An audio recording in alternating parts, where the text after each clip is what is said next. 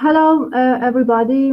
Welcome to the session of the Second ISC Winter School on secure and efficient implementation of cryptographic algorithms.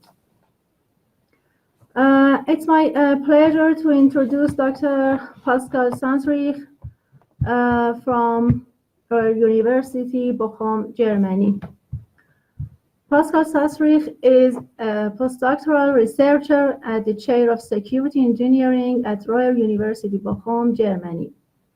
His main areas of work focus on hardware security, in particular, the secure and efficient design of cryptographic implementations and processors. For this, his research mainly focuses on computer-aided security and development of security-aware EDA tools in order to allow researchers and engineers to consider physical and hardware security as early as possible, enable security by design, and bring together the fields of hardware design and hardware security. The topic of this session is statistical independence and leakage verification. In this talk, a new framework to analyze and verify mask implementations against various security notions using different security models as reference will be discussed. The framework relies on reduced ordered binary decision diagrams and the concept of a statistical independence of probability distributions. Okay, thank you, Pascal. Well, dear audience, if you have a question, please write your question in the chat box to be paused in the middle or at the end of the talk. Okay, thank you again. You are welcome to hear your talk. Yeah, thank you for the very nice introduction, and also thank you for inviting me to this winter school and also giving me the opportunity to hold this lecture on statistical independence and leakage verification. So as already mentioned, during this talk we will learn about formal verification of masking schemes and hardware, and we will also learn about our recently presented formal verification tool called Silver that I will present in the second half of this lecture. Okay, so let's start with a general introduction on side-channel analysis and as a security threat, and also on hardware masking as a possible countermeasure. I'm also assuming that most of you already have at least a basic understanding what side-channel analysis is, and also how hardware masking protects against attacks. So I'm trying to keep this introduction as short as possible. All our modern cryptography relies on the assumption that ciphers are cryptographically strong and secure in a black box adversary model. This means, given, for instance, a symmetric block cipher and an adversary who can observe inputs and outputs of the encryption or decryption, we then assume that the cipher is secure in the black box adversary model if the adversary cannot learn the secret key just from observing the inputs and outputs. So for all our modern cryptography, we assume that they are strong and secure under such an attacker model. But the problem in practice is that we not only are looking at a cipher itself and its inputs and outputs, but we also have a software or a hardware implementation of the cipher that is running the encryption or decryption. This means, in addition to inputs and outputs, we have a physical device that executes the implementation and that then can be observed during the execution. So in fact, we can measure all kinds of behavior and physical properties of the device during the execution. And we can use this additional information to try and learn the secret key. Of course, this assumes that an adversary has physical access to the device, but for many modern applications, the device is actually under full control of the adversary. So it is very easy for the attacker to observe and record all the additional information in addition to inputs and outputs. And in general, this kind of threat is summarized under the topic of sectional analysis. And it is well known since the mid of the 90s. But even after 2 decades of research, there's still a lot of investigations going on here in this research topic.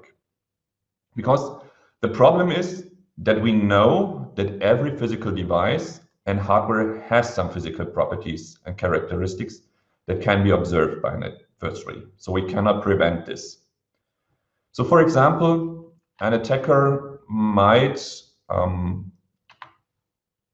observe and measure timing variations of the implementation, or the power consumption of the device, or its electromagnetic emanations. And as soon as there is some dependency between the processed secret and the physical characteristics that are observed, the secret is actually leaked to the adversary, and the implementation can be broken. So this is also the reason why sectional analysis is such a powerful attack and why it is so hard to protect against sectional adversaries. Since in fact, we can observe to some extent internals of the cipher execution, we are no longer considering a black box adversary model where we can only observe inputs and outputs, but we are actually now considering a gray box adversary model. Of course, since we already have more than 20 years of research and progress in the domain of sectional analysis, we also have a good set of solutions on how to protect our implementations against sectional attacks, and also on how to mitigate the leakage of secret information for the devices. And here, the most commonly used approach to protect our implementations against sectional analysis is the randomization of the execution in hardware. Just in order to break any link between the observed physical properties and the internally processed secret information. And for this, the most promising approach in this direction, due to its theoretically and mathematically sound foundation, is actually the application and the integration of a masking scheme into our implementations. So in general, the masking schemes ensure that every intermediate value of our implementation that might be leaked is randomized and shared across multiple values. This means our implementations are actually modified such that they no longer process the actual value, but instead they process randomized representations of the data. And the good thing for this approach here is that masking schemes are a mostly algorithmic level countermeasure. So they are actually independent of the device characteristics, and they can already be applied during the implementation phase without having the full knowledge what will be the final hardware or the final physical device, and also on its physical properties. So among all candidates and masking approaches that have been proposed and developed during the last 20 years of research, the mostly adopted approach is actually the implementation and application of so-called Boolean masking. And here, intermediate values are split and shared such that only the exclusive OR of all shares reveals the original value. However, even for Boolean masking, there are many different schemes that are used in practice and that actually tell a designer how to implement and how to apply the masking countermeasure to a cipher implementation. So here, I just listed two very prominent and widely adopted candidates for masking of hardware implementations that are first the threshold implementations called TI, and also there's some masking scheme called domain-oriented masking. But of course, there are also many more and many other schemes out there that could be used and that tell a designer how to apply and how to implement the masking scheme. Now, given this general picture on sectional analysis as a threat and also hardware masking as a possible countermeasure, this brings me actually to the main question and also the motivation of this lecture. And since the lecture is also entitled Formal Verification of Masking Schemes in Hardware, you clearly might ask the questions, what is formal verification of masking schemes? And also, why do we need formal verification of masking schemes? And for this, I am briefly introducing and also motivating the concept of formal verification of masking schemes on the next couple of slides. Now, one of the major observations that explains the need for formal verification of masking schemes is the fact that the secure design and also the secure implementation of hardware masking spans across multiple stages of the hardware design process. So looking at the figure on the right-hand side of the slide, we see that the hardware design process often is categorized into 5 stages, which are first, the analysis and the listing of the requirements, and second, the creation of the design concept, then third, the actual implementation of the hardware design, and then the manufacturing of a prototype before we eventually will release the final product. So now, what we can observe is that the design of a secure hardware implementation with respect to sectional analysis and also hardware masking, this process usually starts at the concept phase with the selection of the masking scheme. So as pointed out on the last slide, there are many different masking schemes out there, and each has its own benefits, but also its own drawbacks. So this means, depending on the identified requirements and also on the target application, the designer already must select a suitable masking scheme during the concept phase. And then, in the next step, after completion of the concept phase, the designer will start implementing the design in hardware along with the selected masking scheme. Hence, at the end of the implementation phase, we should have a secure hardware architecture protected against sectional adversaries due to the application of the selected masking scheme. And then, eventually, the protected hardware architecture is prototyped and practically tested and evaluated with respect to sectional security. And often for this, we use some dedicated testing setup and evaluation setup and run a couple of attacks or leakage assessment strategies. And we usually try to implement our prototype for the hardware design on an FPGA platform, because directly implementing an ASIC and an IC is very costly. So usually we will start for the prototype using an FPGA platform. But unfortunately, the design and the implementation and the testing of masked hardware is a very complex and a manual and a very error-prone task. So, in fact, the correct implementation of a hardware masking scheme requires a lot of expertise and also a long-standing experience due to its manual nature. And it is very error-prone and often results in flawed solutions in the first place, that then must be fixed in a couple of iterations. So this means it is very uncommon that you will start with your concept for your masked hardware design, directly proceed to the implementation phase and start implementing it for your hardware platform. And then after you're done, you create and evaluate a prototype, and you have a secure design in your hands. So instead, what will happen is, or what mostly happens is, you will discover some flaws or problems, and this means you have to go back to your concept phase or the implementation phase in order to adjust it. And then you have to reiterate through the design process again. But in practice, this is a huge problem because we often must iterate through this process not only once, but multiple times before we eventually reach the required level of security. So as a result, we have a very time-consuming process due to its very downstream testing and also the long feedback path in the design cycle.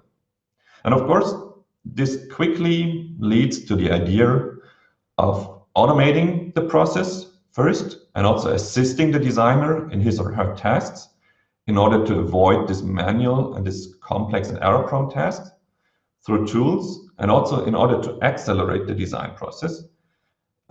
We want to reduce the number of iterations, and also we want to shorten the feedback path in the design cycle. So in order to shorten the feedback path, we don't want to get the feedback only after testing and evaluating the prototype. But instead, we actually want to know whether our implementation is secure or not as early as possible. So ideally, this means we already get our feedback while we are still implementing the design.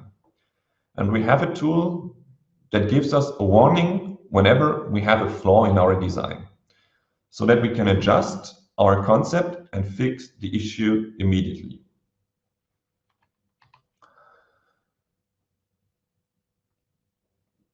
So in fact, this is where formal verification of masking schemes in hardware comes into play. And the basic idea is that we already verify our implementation in a formal manner and create security proofs instead of having a downstream and expensive empirical testing of the implementation only after the prototype phase. This means we would like to get our feedback as early as possible and don't have to iterate through half of the cycle just to learn that we made a mistake in the very beginning. But of course, for this idea, there are several new challenges that arise when using formal verification techniques instead of physical testing. So for some of them, in the remainder of this lecture, I'm going to address the following new challenges. First, once we start thinking about formal verification, we also have to start thinking about a formal description of our adversary model and also the capabilities and the limitations of an adversary.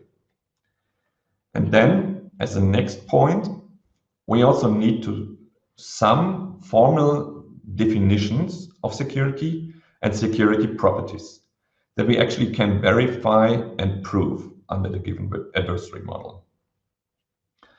And ideally, to avoid most of the manual and error-prone tasks, we want to automate the verification of the security against the adversary model.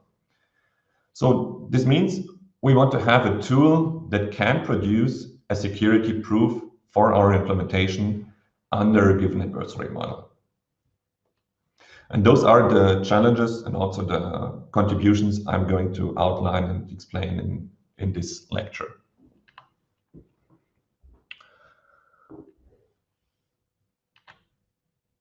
So let's first look at the question how to formally describe and model an adversary, and also on how to formally describe and express the leakage of an implementation. And for this, a very common and basic adversary model that is usually used in modern literature and research is the so-called deprobing model that has been proposed by Ishai, Sahai, and Wagner in 2003. So for this model, the core idea of this adversary model is that an adversary can probe and observe a limited number of intermediate values of an ideal digital circuit. So for instance, looking at the circuit given on the right-hand side of the slide, this means that any wire in the circuit could be probed and observed by an adversary. But of course, it is very obvious and easy to see that if an adversary could probe all wires at once, it is impossible to process a secret securely. So for this, we usually assume that an adversary is limited in the number of probes that could be placed simultaneously. And usually this then is expressed by the parameter D, and this is why we call it the D probing model. So, and we can determine the strength of the adversary by the number of probes, while allowing more simultaneous probes also means that we have a stronger adversary.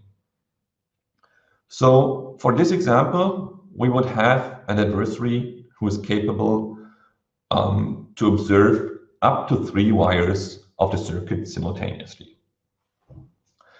And further, for each of those probes, it is assumed to be exact, and such that it returns the noise-free value of the probe wire to the adversary. In addition, each probe is also instantaneous and stable, meaning that as soon as the input assignment of the ideal digital circuit changes, the adversary also can observe the corresponding new value of the probed wire.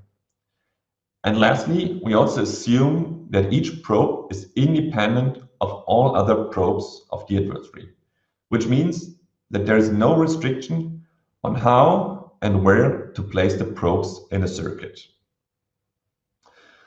Of course, this model is a very basic and a very abstract model, but the good thing is that the security in this model also implies security in several other models that are more realistic, which can actually be proven through a security reduction. And in fact, this means that this deep probing model is a very good starting point for us and for our formal verification due to its simplicity and its high level of abstraction. But unfortunately, the original deep probing model was considering only ideal digital circuits. But when looking at a real hardware, we certainly do not have a circuit that behaves ideally.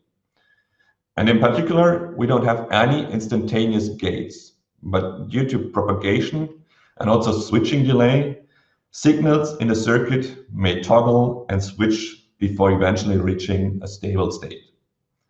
Of course, this is a well-known fact, and it is also well known that the transient and unintentional computations of those so-called glitches can be a security issue, as they might provide some secret-dependent information to an adversary.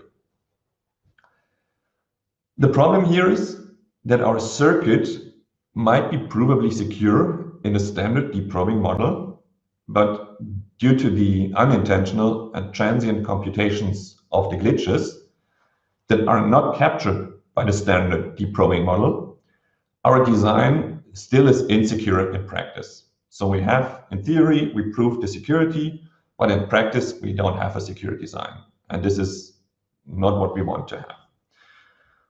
For sure, we could use tricks and mechanisms to stop the glitches, such as we could use sequential gates, such as flip-flops, in order to stop the glitches inside the circuit. However, how to place them efficiently and also where to place them is an open and a non-trivial research question.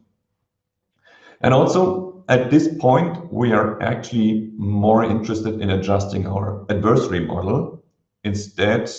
And so we are interested in adjusting our adversary model instead in order to cover the glitches and the transient signals in our adversary model as well. instead of changing and adjusting our circuit implementation. And for this, the idea is that we assume a worst case scenario. So we assume that a glitch can reveal any combination and any computation of function of stable inputs. Since we don't know the function of the transient and unintentional computations, we have to assume a worst case, and we have to assume that it could be any function. So then we can consider and model glitches through so-called glitch extended probes that not only reveal the currently probed value, but also they reveal all stable inputs feeding into the combination of probe value. And by this, we can then assume that we also can compute any possible functions on the stable inputs. So for example, given this glitch extended probe in the circuit, we have to trace back the circuit wires in order to find all stable inputs feeding into the computation of the gate, driving the currently probed wire. And as you can see here, the first probe would hence also reveal inputs 1, 2, and 3, along with the probe value of the wire. Similarly, the second probe would only reveal inputs 3 and 4, while the last probe would actually reveal all 4 inputs. So for sure, this is a much stronger model than the original probing model, but it also gives us a way to consider and model glitches and also to model real hardware during our security verification and not only ideal circuits. Now, after learning how to formally describe and model a sectional adversary, we briefly must talk about how to define security in such a context. And for this, we are going to introduce and we are going to define the security against probing adversaries in the next 2 slides.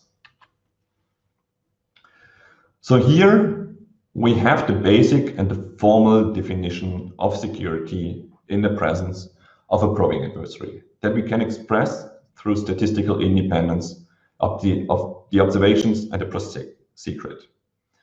But I don't want you to read the definition, but we are going to explain it briefly and show what is actually the idea behind this formal definition. So this means, assuming we are given a digital circuit C that processes a set of secret inputs X that are given here in this equation. So if for any combination of up to D observations, so for any combination of up to D probes, we can prove that the joint distribution of the probes given in Q, so given here, if this Q is statistically independent of the joint distribution of the secrets in X, then the circuit is secure up to the order D.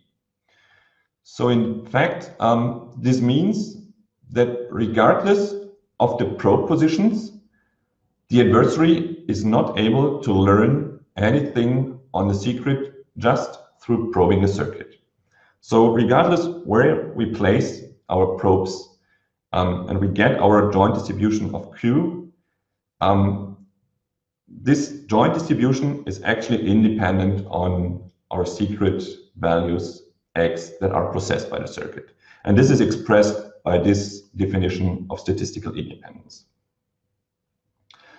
However, in order to express the security in terms of statistical independence, we also have to make some basic assumptions. So first, we are going to model any wire in the circuit as a binary random variable, since only then we can compute the joint distribution of the probes. And second, we are assuming that all primary inputs of the circuit are independent and identically distributed. So this means every input in combination for a circuit is possible and equally likely. However, those are well-known and basic assumptions that are very common, and they are usually applied for security proofs in the probing model. But unfortunately, there are still some challenges, as this definition itself is quite cumbersome in practice. In fact, one can easily imagine that the complexity of the security proofs quickly increases with the size of our circuit, because the size of our circuit also increases the number of potential positions for the adversarial probes. And also the complexity of the security proofs increases with the security order D, because for higher Ds, we also have an increasing number of possible combinations for our probes. So this means, given a very large circuit, maybe with a few thousand gates, and also some higher order security proofs, the number of probe combinations quickly will be in the ballpark of a few billion checks, or even more. And it is very easy to see that this is certainly impractical for manual proofs. But even for existing automation tools, this can be challenging and tough, or even infeasible. So for this, we mostly try to limit the circuit size in practice in order to be able to provide security proofs even for higher order attacks. Now the idea is that we can use these small circuits for basic and atomic functions, and usually we will call them gadgets in literature. And then, given those small and secure gadgets, we can construct our full circuit just through composition of those secure gadgets. Also, it is very common that we start with a nonlinear or a multiplication gadget or a masked AND gate, and along with a secure XOR gate, we basically then can construct all possible and all other Boolean functions just from this small and secure set of gadgets. And of course, this is a very simple and a very intuitive approach, since ideally we then just have to check and prove security for the small gadgets, which should be feasible in adequate time, even for higher order security. And then we can just prove the security for the full circuit without performing the full security proofs, but just checking the secure composition of the gadgets. But the bad thing here is that probing security itself does not ensure the secure composition of the gadgets.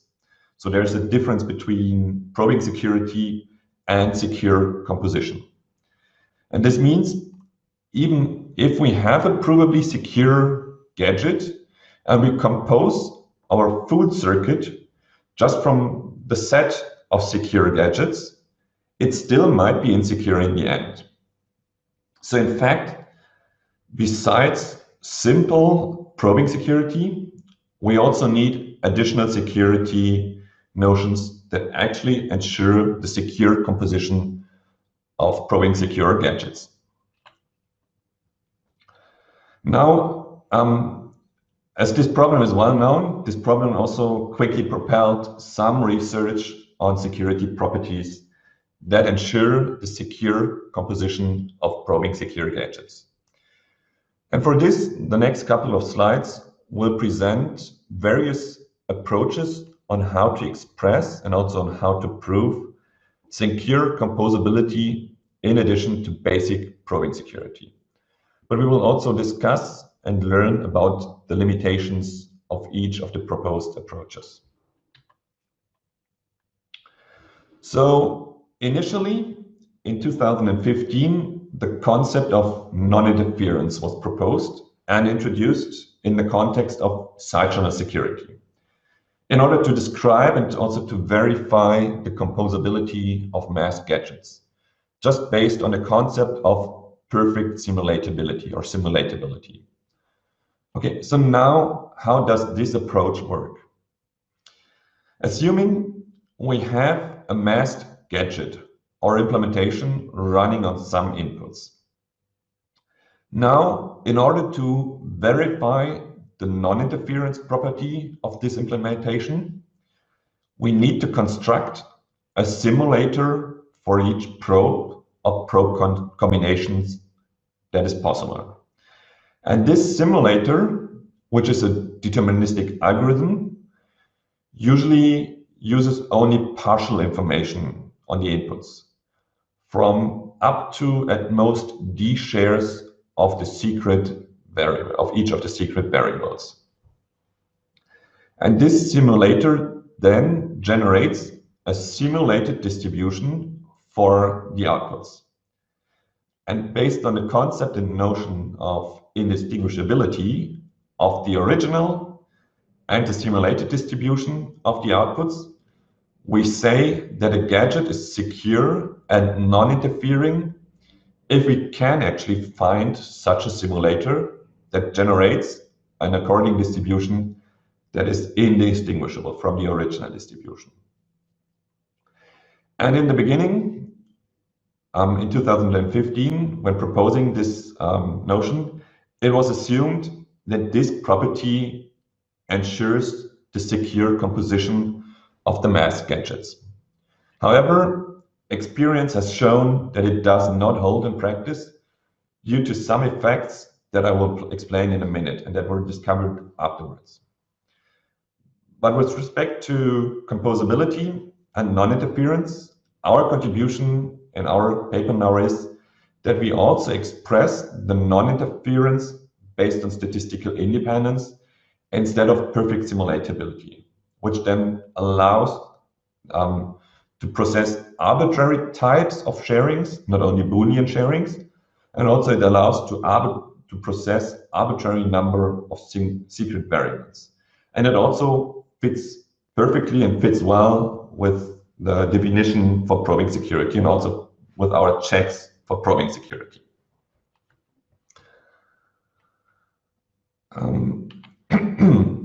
Now, looking again at our formal definition of non-interference in terms of statistical independence, we can again see that it uses the joint distribution of our probes given in Q.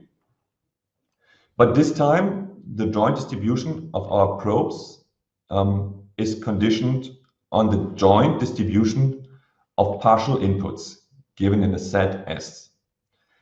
And then the perfect simulatability can actually be expressed in terms of comparing this probability distribution to the probability distribution of the probes, so Q, conditioned on the full set of input shares, which is expressed through this part.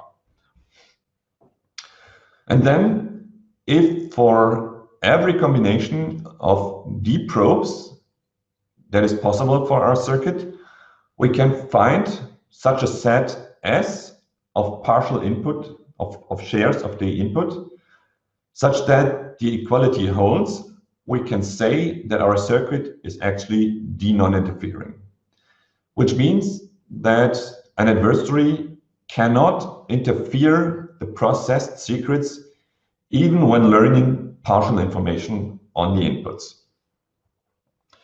Now, the idea for this approach was that if we compose such gadgets and the advantage of the adversary is actually limited, we should end up with a probing secure circuit as long as all gadgets fulfill the non-interference property.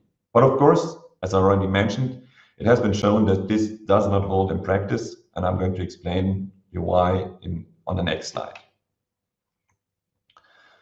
So unfortunately, this assumption does not hold in practice due to the effect which was called probe propagation in literature. So suppose we have an example composition of 3 first-order non-interfering secure gadgets, as given on the right-hand side of the slide. Now, assuming we allow an adversary to position a single probe on the first output of the last gadget.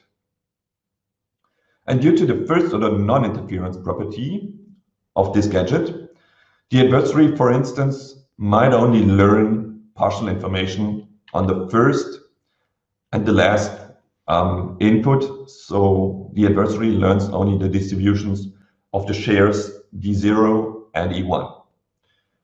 And this is still secure, so no problem here, because the adversary still does not learn the processed secret D or E.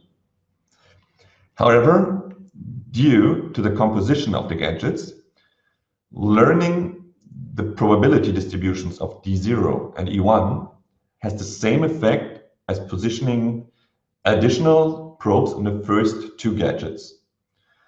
So this means the adversary now has some additional but virtual probes on the first output of the first gadget and also on the last output of the second gadget. And unfortunately, since both gadgets share the input B and have access to both shares of B, the adversary might be able to learn, for instance, B1 through the virtual probe on the first gadget, while also learning B0 through the second virtual probe on the gadget below. This means in such a scenario, the adversary eventually ends up with learning both shares of the secret input B with just placing a single probe that propagates through the circuit, even though all gadgets in the circuit are first-order non-interference secure when considered in isolation. So the problem here is the composition and the sharing of the inputs, which does not mean that as long as we have a non-interfering gadget, we can compose them securely and arbitrarily. So it turned out that non-interference is actually not sufficient to ensure composability of gadgets, which then led to the introduction of a stronger notion called strong non-interference. And please also note that this effect of probe propagation is a different effect than the glitch extended probes. This is why I try to indicate them in red instead of green. Because this probe propagation even occurs in ideal circuits, so it even occurs in the absence of glitches. But of course, assuming that we also have glitches, this effect might become worse, because then we can also have probe propagation for every glitch extended probe. Okay, so now in order to tackle the problem of probe propagation, the notion of strong non-interference was introduced in literature in 2016 in order to stop the propagation of the probes at the output of the gadgets. Now, the first thing you might notice is that actually the equation did not change. But in fact, it is the same equation as before, so it is the same equation as for non-interference.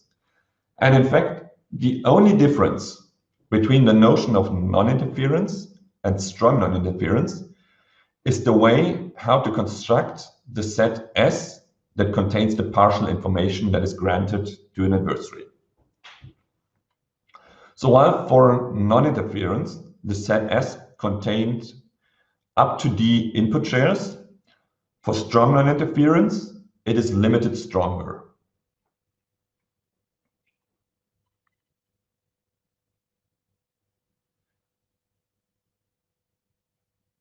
Okay, I see there's a question on the chat asking why, if I can explain why NI ensures composability. does it have a mathematical proof? And actually, as I mentioned on this slide, it actually does not ensure the secure composition just because of the effect of the non-interference. So this is actually the reason why we replaced the non-interference property by the so-called strong non-interference, which I'm currently explaining. So of course, there are some mathematical proofs that show that non-interference implies probing security, but of course, there's no proof for non-interference implying composability because it actually does not hold. Non-interference itself does not imply secure composability. So I'm hoping that this answers the question. If not, please feel free to ask again or to ask further questions. Okay, so going back to the strong non-interference.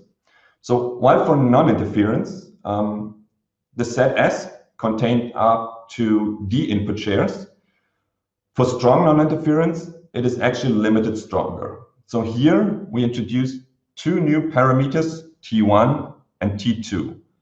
So this is expressed here.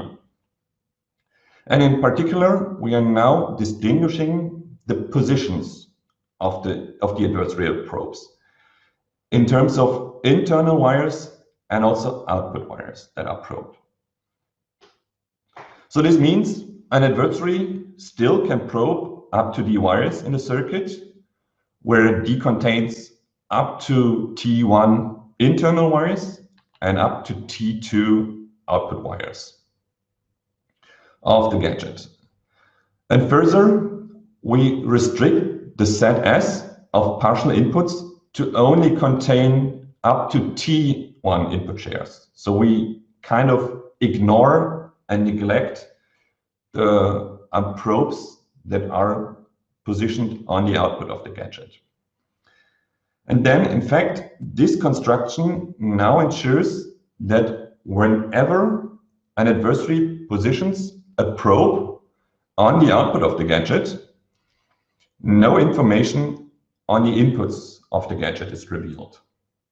So consequently, all propagation of probes will now stop at the output of a gadget because the output does not reveal anything on the inputs. And this should result in a secure composition without probe propagation. So this mitigates the effect of probe propagation. And the good news and the good thing here is this assumption is correct and it can be proven. And this allows us to securely compose strong non-interfering gadgets. And the composed circuit will result in a probing secure circuit. Unfortunately, this approach still has some major downsides or limitations that I want to highlight now. So those are not really issues or flaws, but they are kind of limitations or downsides of the approach. And here one important observation is that the trivial gadgets for linear operations in Boolean sharing or in Boolean masking, so meaning the processing of each share separately in an XOR operation. However, this trivially linear gadget does not result in a strong non-interfering gadget, although it is certainly probing secure because we never will combine shares from different shares of the values. And again, taking the composition of gadgets as shown on the right-hand side of the slide as an example, we have a first-order secure, strong non-interfering gadget, but additionally, we have two trivially probing secure linear gadgets on the inputs of the SNI gadget. And further, both of the linear gadgets again share some input. And again, the adversary might be able to learn both shares of this shared input just by placing a single probe inside the SNI gadget. So as you can see here in the red lines, there might be a case where all the gadgets in isolation, considered in isolation, are secure and don't have a problem. But actually, once we come to a composition of such gadgets, the resulting circuit is actually insecure, and the adversary might be able to learn both shares of the secret input A. And of course, as already indicated, the problem here is that the probing secure linear gadgets are actually not strongly interfering. So this is a well-known fact, and of course this is the main problem. And so they do not fulfill the requirements for the secure composition. And it is very obvious and it is well known that creating S and I secure gadgets for the linear operations would solve the problem. However, it is actually unnecessary because it is very inefficient and expensive. So ideally, we would like to arbitrarily compose probing secure linear operations with secure gadgets for the non-linear operations, just in order to avoid unnecessary overhead. And besides, a second limitation of the strong non-interference composability notion can be observed if we consider the composition of two multi-input and multi-output strong non-interfering secure gadgets. Again, let's look at an example at the right-hand side of the slide. As you can see, we are now combining two first-order secure strong non-interfering gadgets, each having two masked inputs and two masked outputs. Now, if we place a single probe inside the second SNI gadget, this probe might propagate, for instance, to the first share of each input. So it might propagate to C0 and D0. However, since we only learn a single share of each masked input, this is still secure and we are fine. But unfortunately, this also means that an adversary can now observe two inputs of the first SNI gadget, and as it is only first order secure, we no longer can guarantee security in the presence of two probes. This means this actually violates the security assumptions for our first order secure gadget. And this means in a worst case, the adversary might be able to learn all the secret inputs of the gadget. So based on these observations and limitations of the strong non-interfering notion, another secure composability notion has been proposed recently, just in order to improve the strong non-interference notion and also to improve the secure composition of gadgets in order to create more efficient masked circuits. So for this, the new composability notion of probe isolating non-interference has been proposed and addressing the shortcomings and limitations of strong non-interference. Again, as you might notice, the equation for the security proof does not change. So it again looks like the equation for non-interference and strong non-interference. But again, we only need to adjust the way how to construct the set S of partial information granted to the adversary. So in the context of probe isolating non-interference, each secret share of the input, so each secret share of the input and also each secret share of the output is associated with the unique domain index. Then again, we can distinguish between internal and external adversarial probes, again limited by T1 and T2. However, for each internal probe, we now have to collect the domain indices of the primary inputs that can be observed by the probe or that contribute to the computation observed by the probe. And similarly, for each output probe, we also collect the domain indices of the primary outputs that are observed.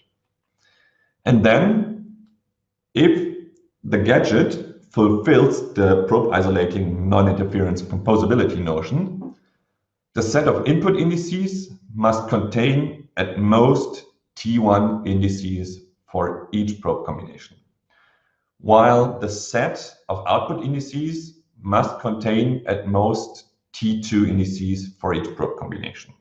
So you can see those two sets here and here. And we say, or we limit the size of the first set of the primary input indices by T1, and we limit the set of the primary output indices by T2. In fact, this property ensures that each output probe only propagates within the same domain index, while internal probes propagate to at most one additional domain index.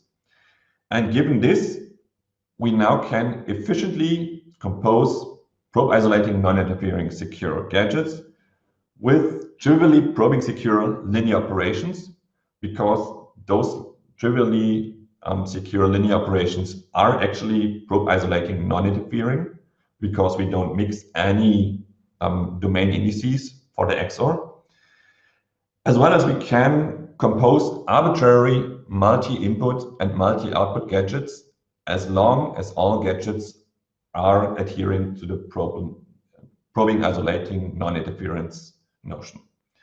So this means as long as all gadgets are probe isolating non-interfering secure, the composed circuit will be probe isolating non-interfering secure too, because all probes will propagate only within the same secret sharing domain through the entire circuit.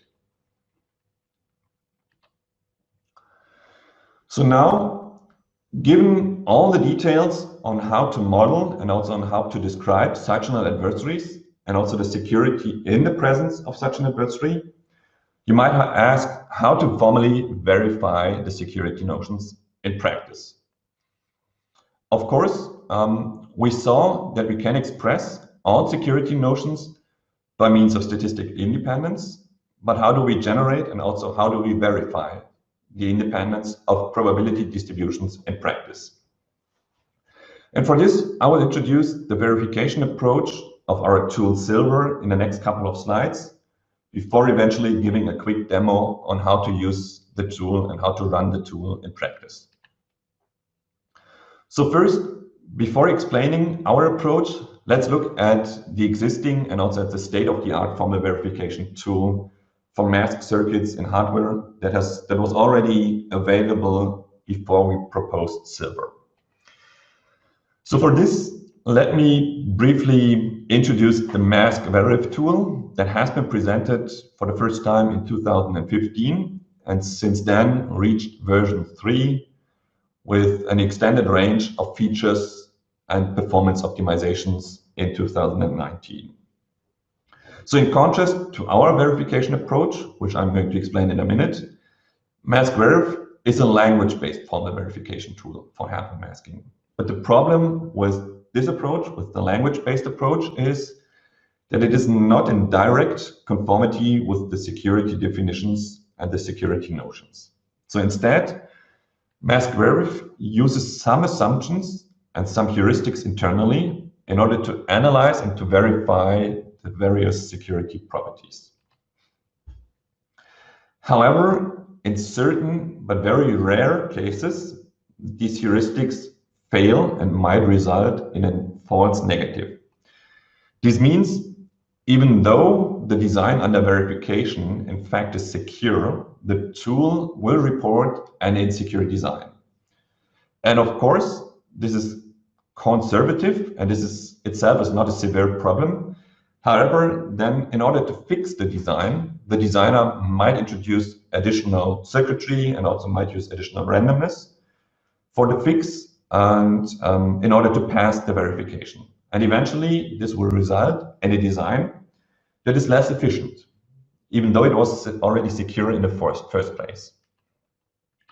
And based on this, our main goal for our verification tool was to provide a sound and also a complete verification approach that is in direct conformity with the security notions and their definitions, in order to avoid those false negatives and also in order to avoid reduced efficiency of the final designs.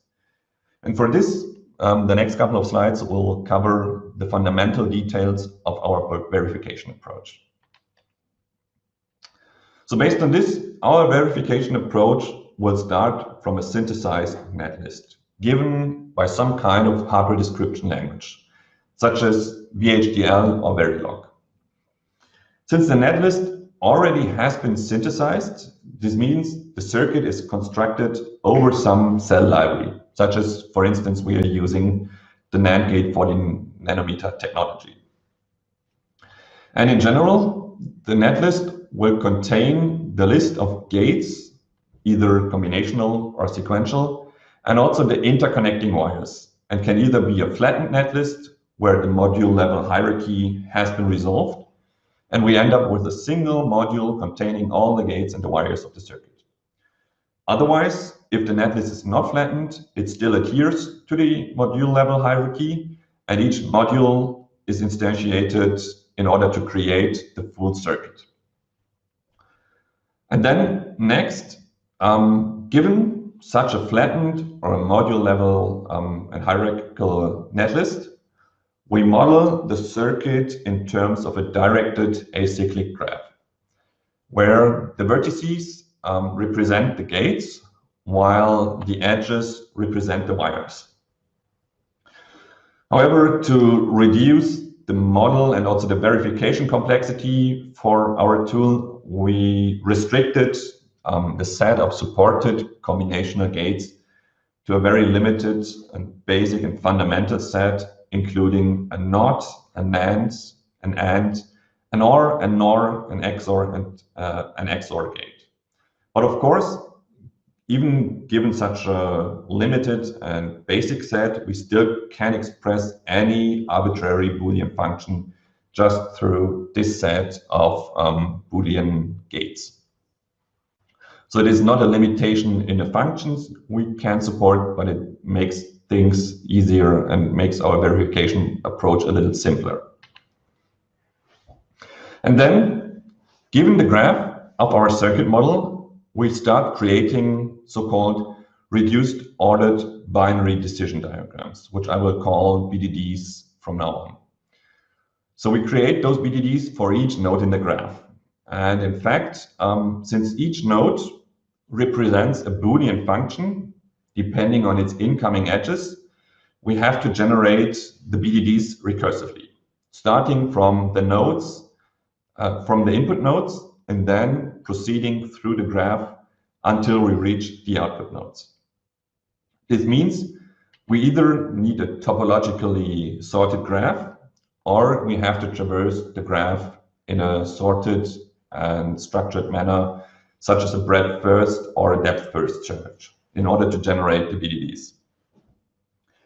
And after BDD generation, each node in a graph will be associated with a certain BDD that represents the Boolean function of this node in a context and in dependency of the primary inputs of the circuit, or any subset of the primary inputs contributing to this subfunction. And this is very important since the BDDs are actually a very efficient data structure in terms of computing and also counting the number of satisfying solutions.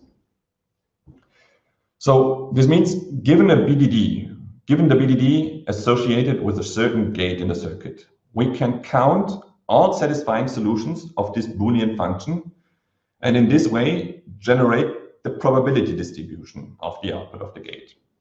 Now considering the wire and the output of the gate as a binary random variable that can take two events. Either it can be a 0 or it can be a 1. And by counting the satisfying solutions, we're actually counting the number of ones that we can observe at the output of the gate. And also knowing the number of all possible assignments for the inputs, we then can deduce the number of zeros. And by this, we can compute the probability distribution of this gate output and also all the wires that are driven by the gate. However, please note that for counting the satisfying solutions, we usually assume that all primary inputs are independent and identically distributed, which matches well with our assumptions for the probing security.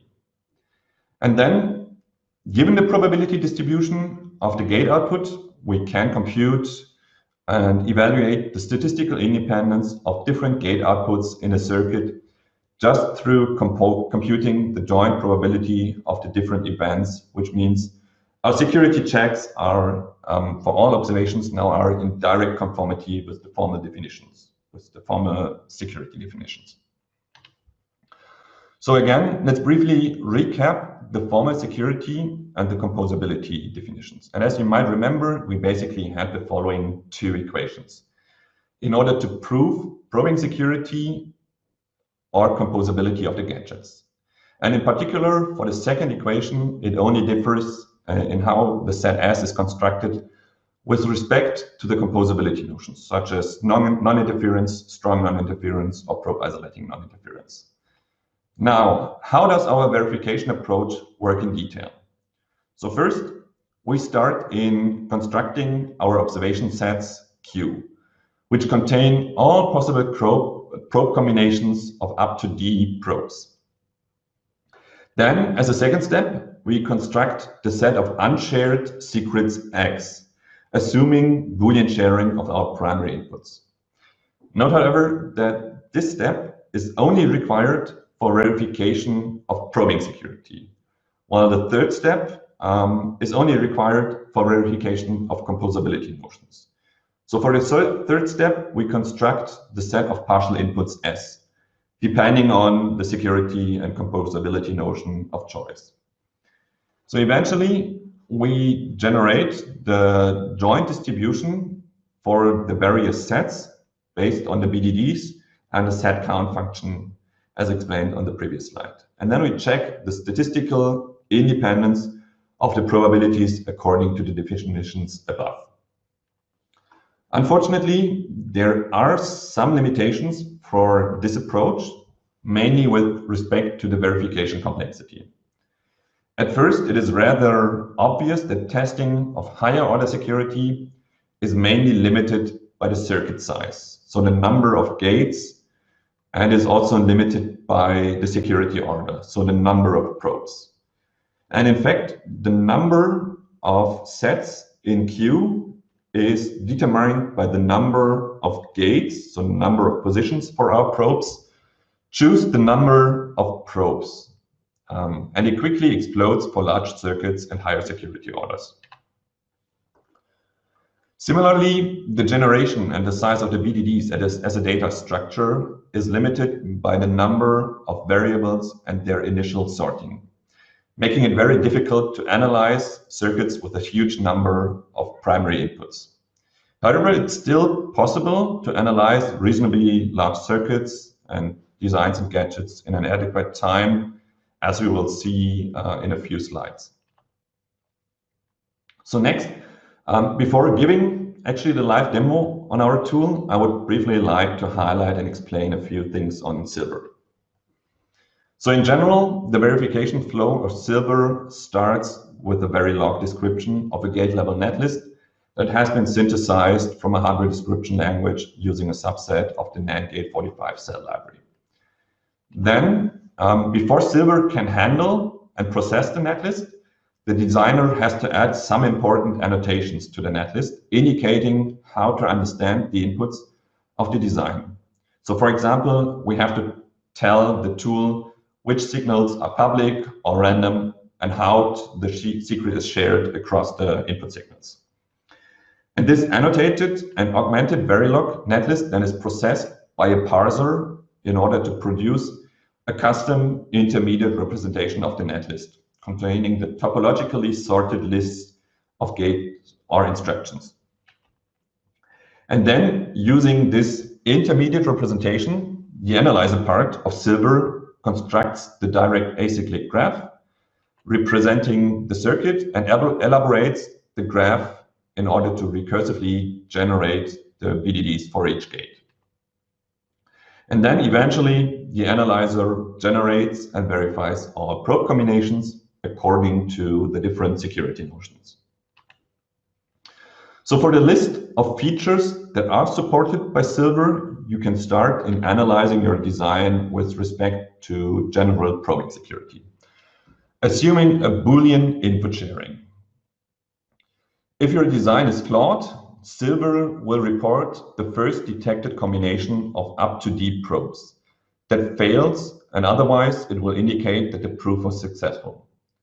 Also, the probing security verification is supported in the standard and also in the glitch extended probing model, which we usually call the robust probing model. Then next, Silver also supports all state-of-the-art composability notions, such as NI, SNI, and PINI. Again, in both the standard and the glitch extended probing model. And finally, Silver also supports the checking of the uniformity of the output sharing of a circuit based on a redefinition over balanced inputs. However, as we did not discuss this feature in this talk, I would like to refer you to the paper if you are interested in more details on this feature. So eventually, running Silver, you will usually get a report very similar to those ones. So this is, for instance, the report that was generated for a gadget called the ISCwsISC, which is a first-order secure gadget, but only first-order secure in the standard model, assuming the ideal circuit. And as you can see, it is secure with respect to probing security and also with respect to NI and SNI. The second report is for the first-order domain-oriented masking AND gate that is secure even in the presence of glitches with respect to probing security and non-interference, except for the strong non-interference, which is not secure. So the gadget is not secure with respect to strong non-interference in a glitch extended model.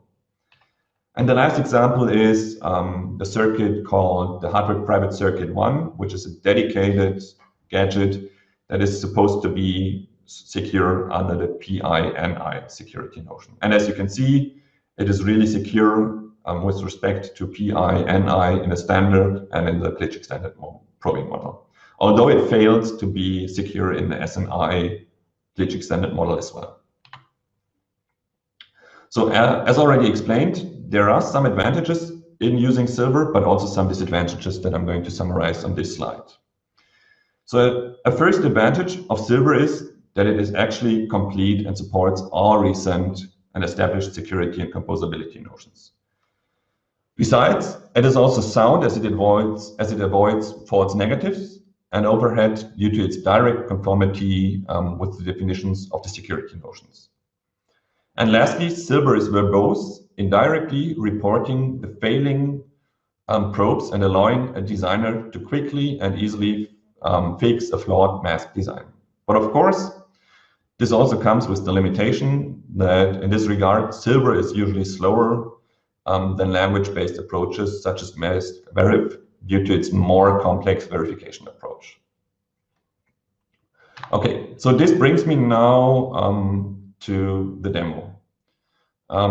So now, as I already have talked a lot about the tool, let's have a brief look on how to use and run Silver in order to verify a masked hardware design.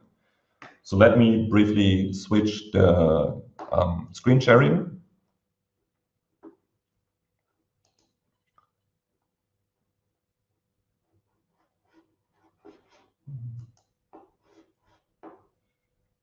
Let me check. There it is. Okay, so as you can see, this is the source code of the tool that you can actually access and clone from our public repository on GitHub. And I will show you the URL for the repository on one of the last slides. So as you can see, there are a couple of directories. And I think the most important directories are actually the test one, which contains a lot of different mask gadget and also mask implementation of some protected S boxes of very common ciphers. And it also contains an additional directory which has some protected Verilog netlists. So the test directory actually contains all the intermediate files that are the NL files, while the Verilog directory contains the actual hardware description of some different examples. And then you also have a config file in the include directory that allows you to configure the tool for your application. So as you can see, you can define the number of cores and also the number of memory that is used for the generation and the computation on the VDDs. And it also gives you the option to either start from just the intermediate representation, so skipping the parsing part of Silver, or you can define, if you set this define for Verilog, you can actually start from a Verilog description, use the parser to generate our intermediate representation, and then run the verification on the tool. So I have a couple of examples that are prepared here, and let's first start with the example for the second order domain-oriented masking. So we are expecting, similar to the first order secure domain-oriented masking gadget, that this one is secure, but the tool should actually report that it's secure for up to 2 probes placed in a circuit. So in order to run the tool and to verify the circuit, you first have to build the tool again with the configuration you provided in this file. So you usually have to call make clean and then make release in order to build the tool again. And once the tool is built, you can just run the tool and it will perform the verification using this intermediate representation. So if I'm now calling the generated binary, as you can see, it generates the report and it tells us that, as expected, this gadget is secure with respect to second order security, and it is secure in the probing model for both the standard and the glitch extended model. It is secure with respect to NI and is secure with respect to SNI in the standard, but not in the glitch extended model. Similarly, running, for instance, this HPC1 would generate a report that we already saw on the slide. And if I'm using, I think this is another interesting example, if I'm using this one, because this is actually a flawed design. It is supposed to be secure up to order 3, but it has been shown manually first that this design is flawed, and actually our tool now confirms that the design is flawed and is actually only secure up to order 2, although it was intended to be secure up to order 3. So there's a paper called Glitch-Resistant Masking Revisited that shows this flaw for the first time, and the authors actually showed it manually, and we could confirm this flaw with our tool automatically. So as you can see, it still passes the proofs, but the number of probes is actually limited to 2 instead of 3, which is, given that it's supposed to be a third order secure design, this is a flaw for the design. So this is how to use the tool for any intermediate description if you already have such a description. But of course, if you will start from a Verilog file, this is also possible, as said. So you can use a synthesized netlist. And this might look like this, for instance, which is a shared present SBox using a threshold implementation with 3 input shares and 3 output shares. And as you can see, and as I already mentioned in the talk, you have to annotate the inputs and outputs. And this is showing you how to do this. So by this, we are defining that this 4-bit input is actually belonging to shared domain 0, while the second input is belonging to shared domain 1, and this is belonging to shared domain 2. And similarly, we are defining the same for the outputs. And we additionally have some clock signal, which we are indicating as a clock signal. The same could be done for control signals, and also we can directly mark any random value by saying this is a refresh bit that is used as a real random value. Okay, and if we start from such a netlist, we of course have to say, okay, we are defining and we are using the Verilog parser. Then we are defining the Verilog netlist to use, and we also have to say where to place the parsed and intermediate representation that then is used for the analyzer part.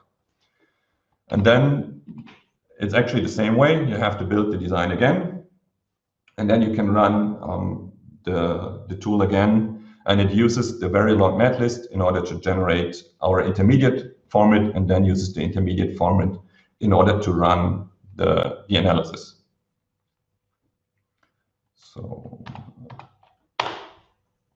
So as you can see, there is some additional information up here. It found 0 unconnected cells that were removed, and it also found 0 buffers that were removed, and 0 signals were rerouted. So this is the part where the parser parsed the Verilog netlist, and then it generated the intermediate format, which then is used for the probing or the security checks. And as you can see, the probing security is actually passing, but only for first order, even though we have 3 shares, because this is a threshold implementation that's supposed to be first order secure using 3 shares. And as you can also see, it does not fulfill any of the composability notions, but it is still probing secure. Okay, I think this is all I wanted to show about the quick demo, so I'll quickly switch back to the slides and quickly proceed to the conclusion. Let me see. Okay, so with this, I would like to conclude this talk. And now wrapping up, so what we learned today is that we can say, in general, a secure implementation of a masking scheme in hardware is a challenging task because it's still mostly manual and error-prone due to its complexity. And besides, because of the downstream testing and evaluation, it usually results in a very long development cycle. As a result,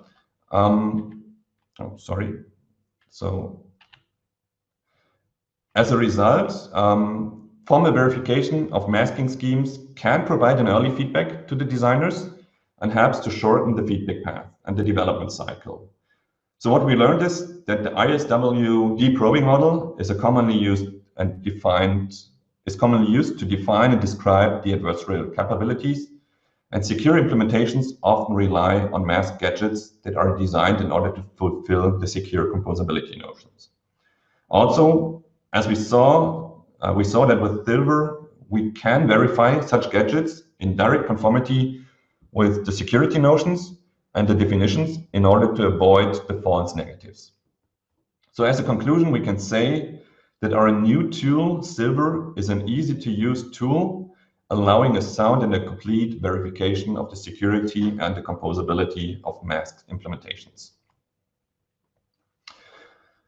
However, there are still some open challenges left for future research and developments, of which you can see some of the selected ideas here. So for instance, we saw that reducing the complexity of security proofs and verification of larger circuits and higher order security is a challenging and is still an open problem.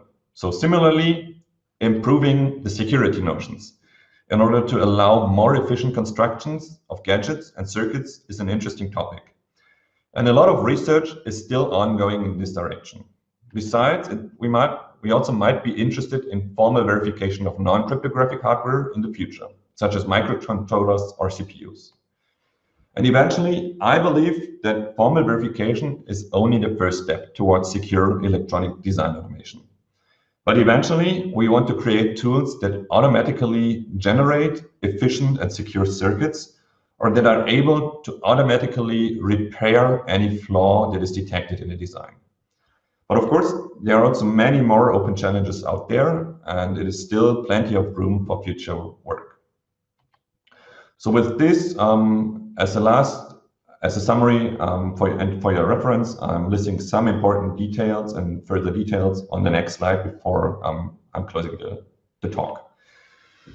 So here you can find, as promised, you can find the link for the tool and its source code, which is publicly available on GitHub. And also there's a reference for the full version of the paper on Silver, which you can find on ePrint and which was presented at Asia Crypt last year. And further, if you have any questions or comments with respect to the tool or the paper, please feel free to reach out to me or my colleagues.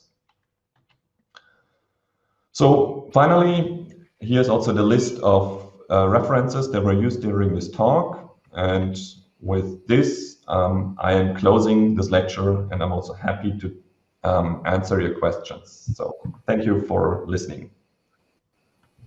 Thank you so much, Dr. Sasdrich. There is a question. May I ask it? As you mentioned, the verification tools can check only a small secrets at the moment. Do you think is it feasible to overcome this bottleneck in the future? It was in your future work. Yeah, correct. So yeah, as I said, this is definitely a challenge at the moment, and this is kind of open and ongoing research. I know there has been a tool presented, I think last year or the year before, which was called FoolVerif, and they, for the first time, could verify a full implementation, for instance, of an AES. But of course, what they were actually using is they were relying on the security and the composability of the PINI notion.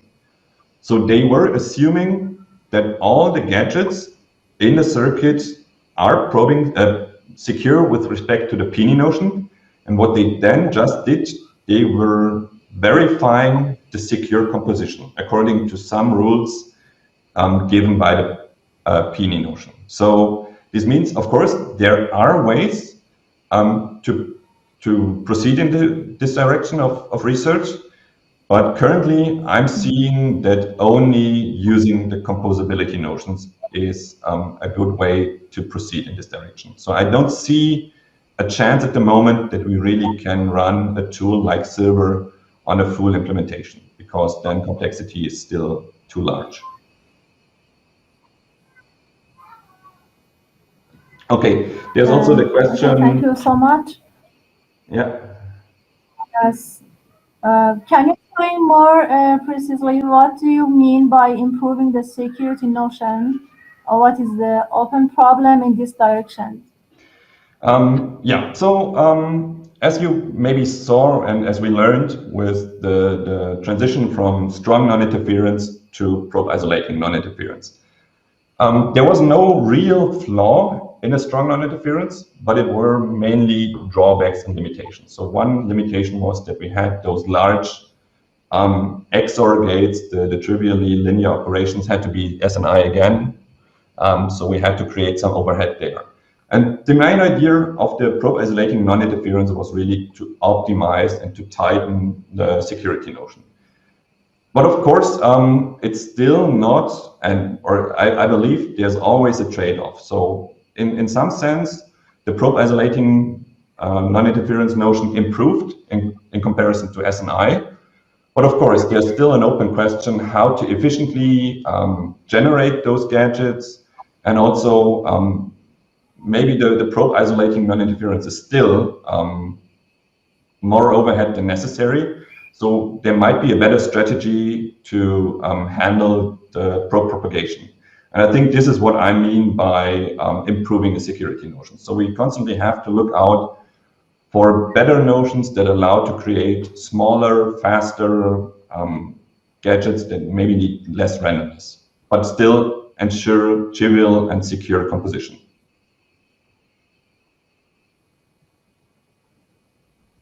Okay.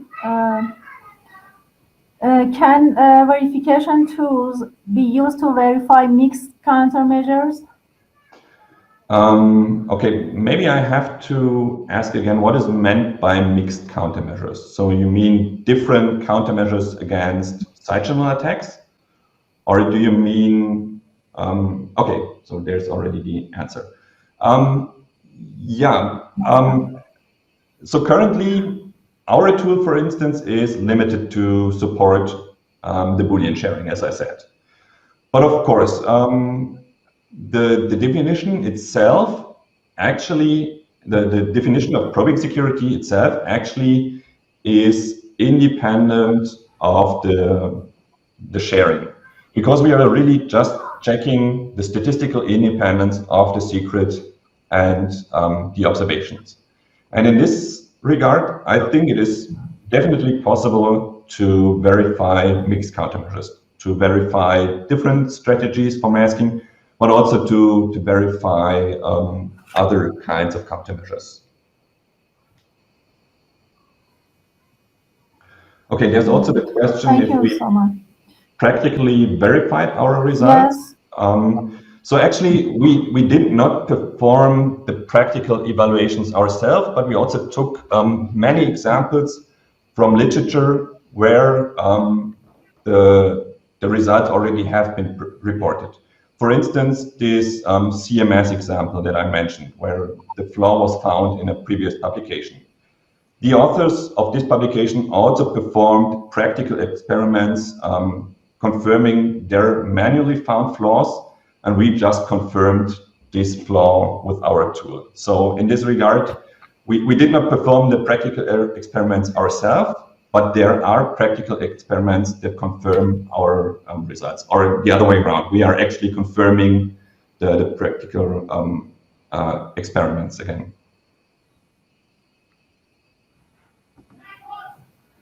Thank you. You mentioned that you consider each wire in a circuit as a random binary variable. Could you please further clarify this issue? Yeah. So as I explained, we are assuming that each wire can either carry a 1 or a 0. So there are two events that could occur on this wire and that we could observe. So we can either observe the event of the wire carrying a 1, or we can observe the event of the wire carrying a 0. And then we want to compute the probability that we can observe a 1, and we want to compute the probability that we can observe a 0. And in fact, since it's a binary random variable, we model it as a binary random variable. Those two probabilities, they add up to 1. So we either observe a 1 or a 0. And by using the BDDs, we can actually generate the probability distributions by just counting the satisfying assignments. I'm hoping this answers the question. Yes. Thank you so much. And I have a question. How big a circuit can be verified by Silver till now? How many gates? So it slightly depends on the structure of the circuit, but we could verify, for instance, a first-order secure ISCwsISC box. I guess it was in the range of 1,500 gates, something like this. We could at least verify the first-order security. It also depends on the logical depth.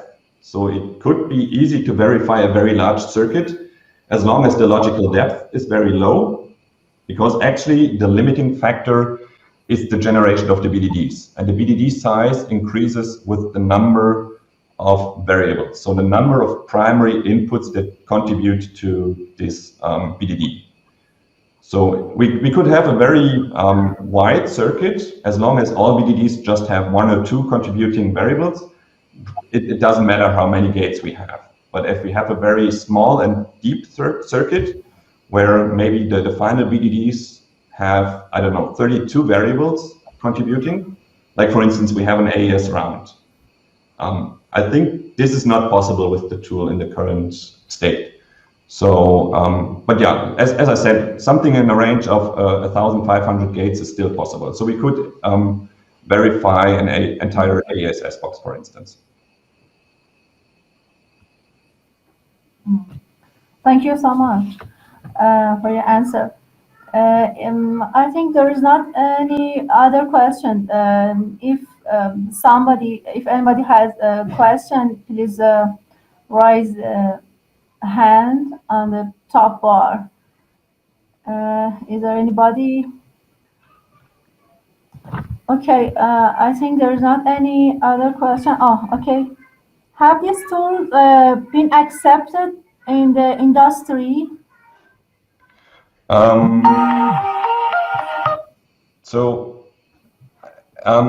Actually, I don't know. Probably not, because I'm assuming those tools, at first, they are pretty new, and also they are mostly academic research. But I think it would be ideal in future if those tools actually will make it to industry. But currently, I'm not aware of any industrial or any company actually using the MaskVerif or the Silver tool, for instance.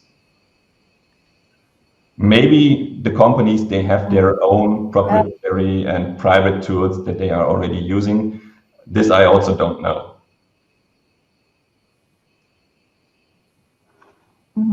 But is Silver be available for academic users and for university or not? Has been yes, it is publicly available. Yeah. Right. So Silver is publicly available. As I said, it is available on GitHub, and it also has a license that permits any research and academic use of the tool. So whenever you're interested in doing some research using Silver, feel free to use the tool. And also, if you have any questions or problems with the tool, also feel free to reach out to me. So I'm happy to help with the tool then. Okay, thank you so much. Okay, if there's not any other questions, I would like to thank Dr. Pascal Sasdrich for sharing the results of your research with us. Thank you so much. Yeah, okay, thank you for the invitation, and also thank you for having me. It was a pleasure. So. Thank you. It was an interesting talk for me, although I'm not so expert in this area, but it was so interesting for me. Thank you so much. Okay, for the audience information, I would like to say that tomorrow is the last day of the school, and we have 2 sessions tomorrow. Okay, see you tomorrow. Take care. Thank you again, Pascal, and goodbye. Thank you. Goodbye.